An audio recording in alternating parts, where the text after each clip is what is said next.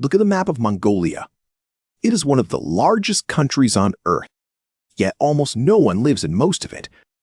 Half the entire nation crowds into a single city. That city is Ulaanbaatar, the capital. 3 million people share one country, and half live here. Step outside the city and the land empties instantly. Endless steppe, mountains, and the cold Gobi Desert stretch on. So why does half a country squeeze into one place? The answer is written into the land itself. Mongolia sits high on a vast dry plateau. The average elevation is over 1,500 meters. It is landlocked, far from any warming ocean. That isolation shapes everything that follows. Winters here are brutal beyond imagination. Ulaanbaatar is the coldest capital city on Earth. Temperatures can drop below -40 in winter. Few crops survive such extreme, unforgiving cold. Most of the country is grassland or desert. Farming is nearly impossible across huge stretches. For thousands of years, people moved with the seasons. They followed their herds across the open steppe. This was the world of the nomadic herder. Homes were portable, called gurs, easy to relocate. Population was thin and always spread out. The land can only support so many animals. Then the 20th century arrived and changed everything. New ideas about work and life reached Mongolia. Under the socialist era, the country industrialized fast. Factories, schools, and offices needed one central place. That place became Ulaanbaatar, in a sheltered river valley. The Tool River provided water and flatter ground. The mountains around the valley blocked some harsh winds. It was the least bad spot for a city. Roads, rail, and power lines all converged here. Everything the modern economy needed pointed to one node. Meanwhile, the countryside stayed locked to the old ways. Herders still lived off animals, weather, and luck. Then came a disaster the world barely noticed. Mongolians call it the Zud, a killing winter. A Zud is a deep freeze after a dry summer. Animals cannot reach grass beneath the ice. Millions of livestock die in a single season. Entire family fortunes vanish in a few weeks. Zuds have grown more frequent in recent decades. Climate change is making the steppe even harsher. For a herder, one bad winter can end everything. With no animals left, there's no livelihood. So families pack up and move toward the capital. Ulaanbaatar becomes the only realistic option. They arrive with little money and few city skills.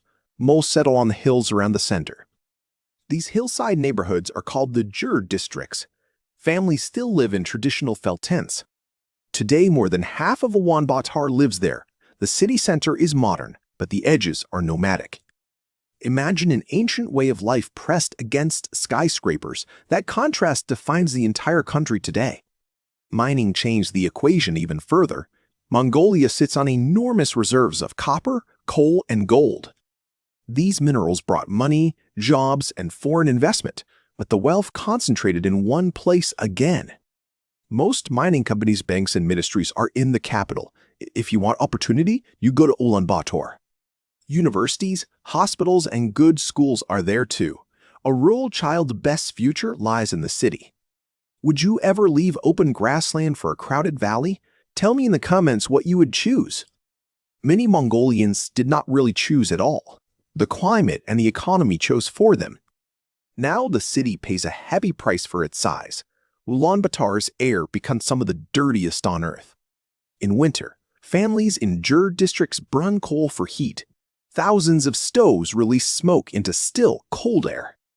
The surrounding mountains trap that smoke in the valley. A thick gray haze settles over everyone. Children grow up breathing some of the worst urban air. Respiratory illness has become a national health crisis. Water is another quiet emergency in the capital. The Tool River cannot easily supply 3 million people. Groundwater levels keep dropping under the expanding city, yet the countryside has even fewer reliable services. So people keep coming despite the smog and stress. The pull of jobs is simply stronger than the pushback. This is a strange truth of modern Mongolia. The emptiest country on Earth has one packed capital. Mongolia has fewer than 2 people per square kilometer, but in Ulaanbaatar, density rivals major world cities. The contrast is one of the sharpest on the planet. Step outside the city and the silence is total. You can drive for hours and see no one. just horses, sheep, distant mountains, and open sky. Then suddenly, traffic, neon, and apartment blocks appear. The capital feels like a different country entirely. This pattern is not unique, but it is extreme. Other landlocked, harsh nations show similar shapes. In each case, geography forces people toward one safe valley. Climate decides where life can comfortably gather. Mongolia just shows the pattern in its purest form. The land sets the rules and people follow. The country's future now depends on managing this imbalance. Spreading services beyond the capital is a slow struggle. Improving rural roads, schools, and power could change things.